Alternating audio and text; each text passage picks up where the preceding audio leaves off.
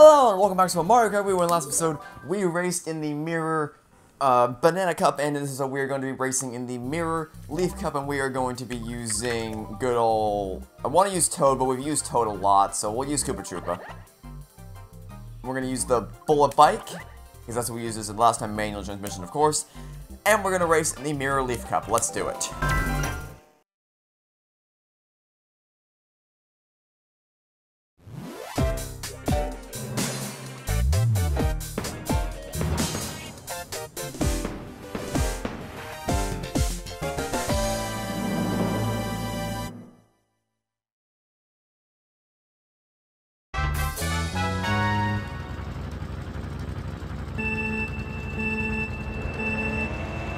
Okay, so if you watched the last episode, you know that we were talking about somebody whose perspective on Back to the Future on Back to the Future was it's an 80s movie, therefore it's bad. And that led us to talk about the idea of assessing movies based on, well, it's like saying because it came out in this decade, it's bad, which is just so dumb. I don't even know how to begin to describe that. Oh wait, yes I do. I already did in the last episode. But at the end of the episode, I said, well, you think that's dumb?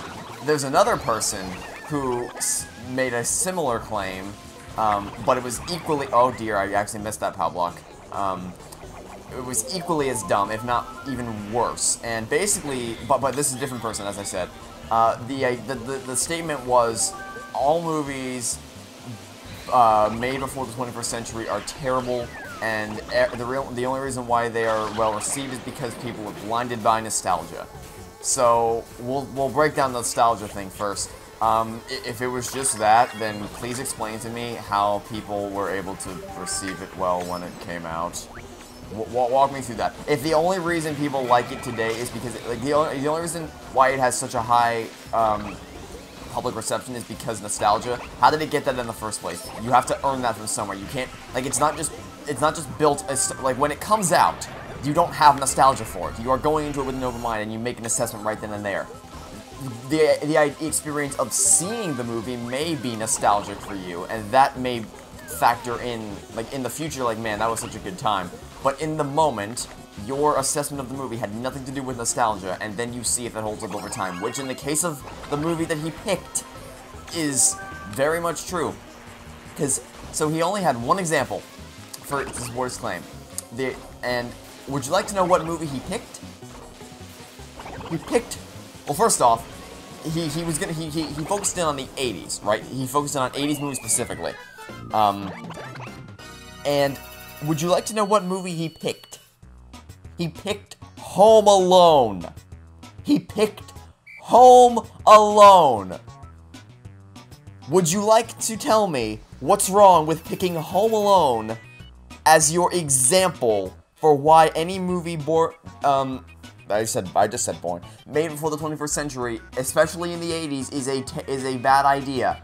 I will give you the next loading screen to figure it out.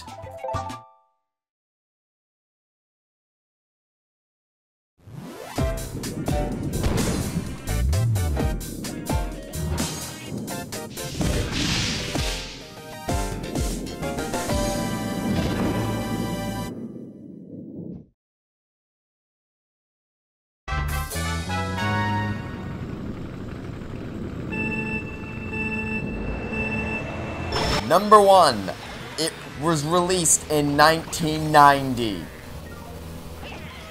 But fine, let's assume that even though he was targeting 80s movies, that he just made it fall into the blanket statement of all things before the 2000s. Whatever, fine, let's move on. Because the second point is that Home Alone is actually a really darn good movie. And his problem with it, so what he said, how did I make that jump? What he said was, well, the premise of the movie is just so stupid. It would never happen. It would never, ever happen. No parent would ever leave their kid home alone going on vacation together. Yeah!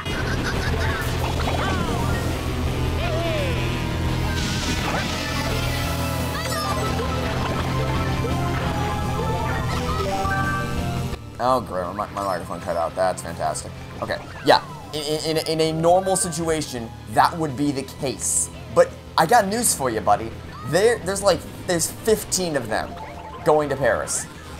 15 people going to Paris.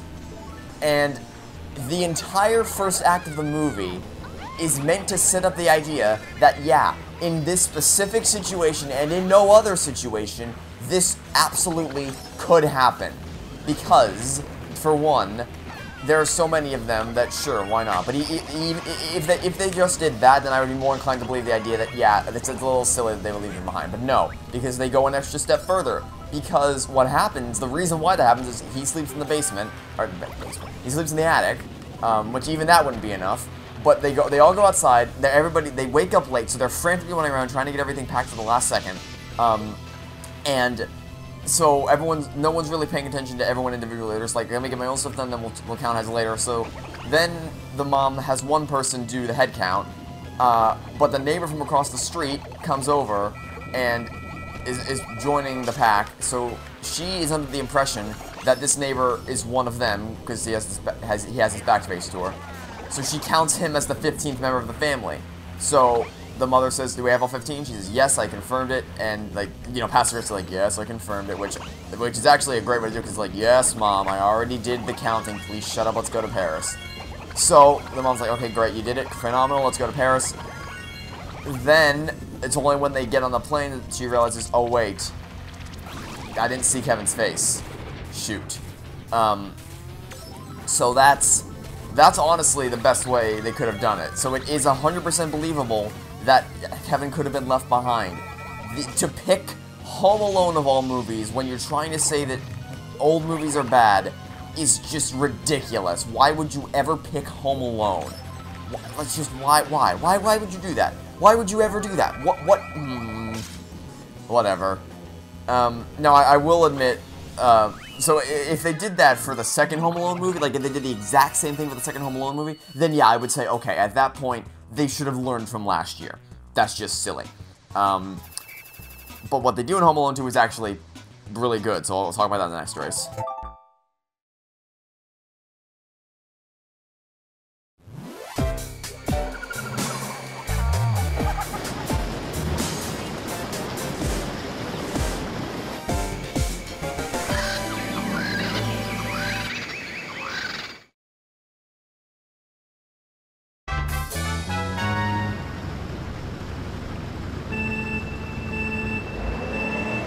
So in movie 2, they all make it to the airport because they learned from their mistakes last year. However, because Kevin is really focused on getting batteries into his new recorder thing, which is a really great setup for the rest of the movie, he falls behind his family and accidentally follows the wrong family to the wrong gate. So he's under the impression that this person is wearing the same jacket as my dad, therefore I must be getting on the right plane. As far as the family is concerned, I don't actually remember. It's been about a year. No, it's been this December. It'll been a year since I've seen the original the second Home Alone. Because my family watches the Christmas movie, you know, every year, tradition and all that. 2017 was Home Alone. 2018 was Home Alone 2. And before you fill in the gaps there, no, we will not be watching Home Alone 3 this year because Home Alone 3 is trash. Like, hot trash. The hottest form of trash, actually. But anyway, so I don't remember what happens with the family, but they realize once they land, they're passing the bags out and everything, and they realize, hey, Kevin's not with us. Because by the time they had gotten on the plane, even if they realized on the plane, it would have been too late. They couldn't have done anything about it. So it's you can say it's less believable. I'd be willing to say that, but they still do a pretty good job to make up for it. As far as Home Alone 3 is concerned, it's awful. Never, please never. It's not even a so bad it's good movie. It's actually just terrible. It's an awful, awful, awful, awful movie. And aren't there 5? There's 5, right? I've only seen 4. Home Alone 3 is bad. Which, by the way, whose brilliant idea? Who in the board meeting when they're like, what movie should we make next? They said Home Alone 3. Like, ooh, that's a great idea. I mean, it wasn't a great idea because it kind of ends. I mean, they could have ended it with Home Alone, honestly. But Home Alone 2 is also, you could have ended the series via Home Alone or Home Alone 2. That's fine. Because they both offer pretty satisfying endings. But if they were going to make a Home Alone 3, you want to know what they absolutely should not have done?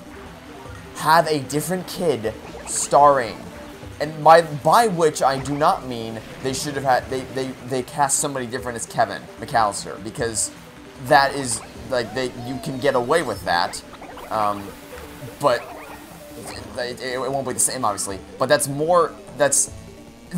a different family. It is a completely different family in a completely different situation than the last two movies. It's like, seriously? Why would you do that? You know what it is, actually? It's like what they did with Life is Strange. Life is Strange 2 is a good game, okay? Do not misconstrue my words. It is a good game, but it's really, really annoying that they call it Life is Strange 2, because it is not I will not call it Life is Strange 2, even though I just did about 3 times, because it doesn't follow the same characters. Like, you can call Life is Strange Before the Storm Life is Strange, because it follows the same character. It's Chloe. It follows her, it's her prequel to the first Life is Strange game. But Life is Strange 2, okay, great, it's the same universe, whatever. It's not the same characters. I don't care. So, like, and by the way, I'm still invested in the story. It's annoying because it's not a Life is Strange game. It's a good story, but it's not a Life is Strange story. Am I making any sense right now? I hope I'm making sense. But it's the same thing with Home Alone. Except that in case of Home Alone 3, it's not a good movie at all. It's actually a terrible movie. And it's made worse by the fact that they try to sell it as a Home Alone movie. So it's just layers upon layers of trash.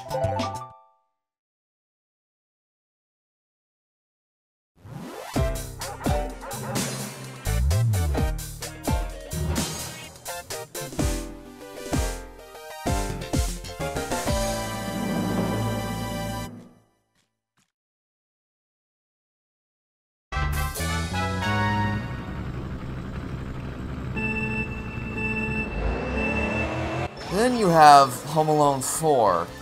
And Home Alone 4, I just got chills thinking Home Alone 4 because it's even worse than Home Alone 3.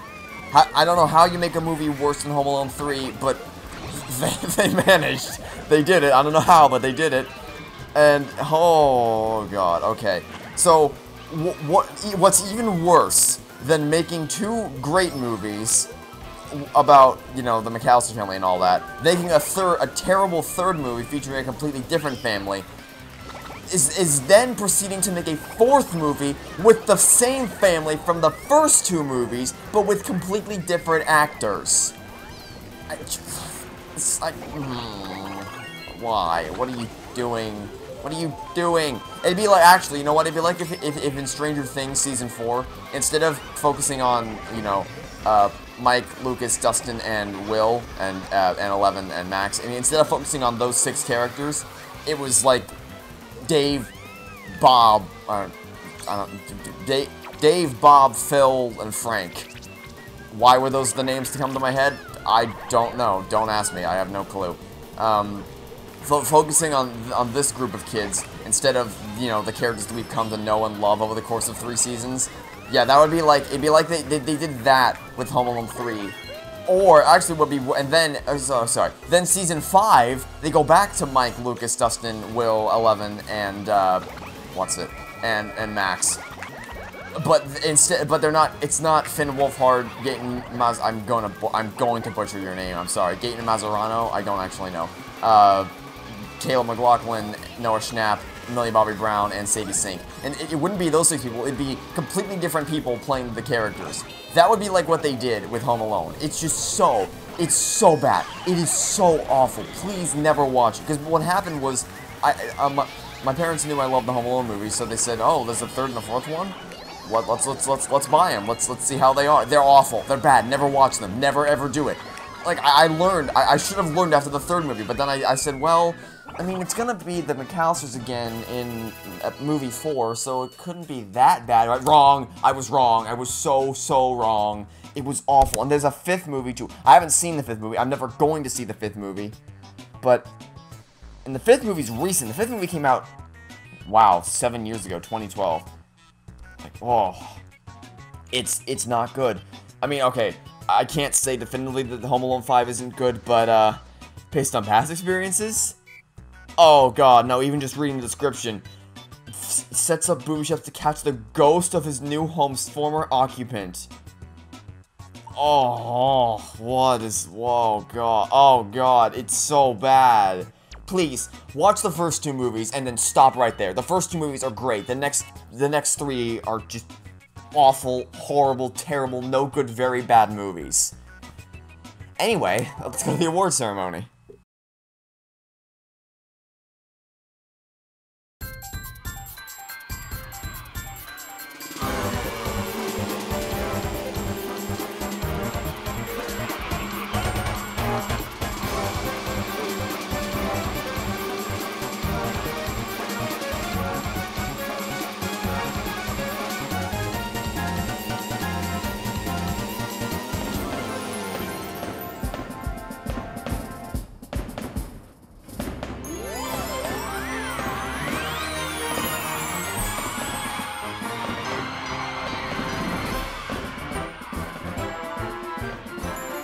You got first place.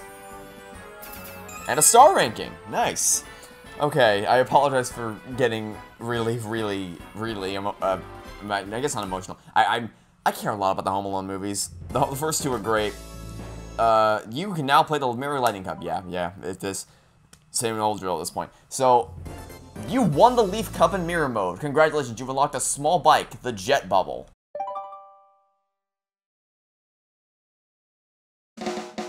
Okay, I apologize for being a little emotional, I guess, in this episode, just because it pisses me off greatly when people say, like, oh, it's old, it's bad, so I just figured I'd rant a little bit about that. Anyway, for as much as I want to use the Jet Bubble in the next episode, I'm not going to, just because we have, of course, I want to be full circle about it, so that's what we're going to do next episode. But that's it for this episode of Mario Kart Wii, so thanks for watching, stay tuned for next time, I hope to catch you all tomorrow for some more, or for the finale, actually, of Mario Kart Wii. Goodbye!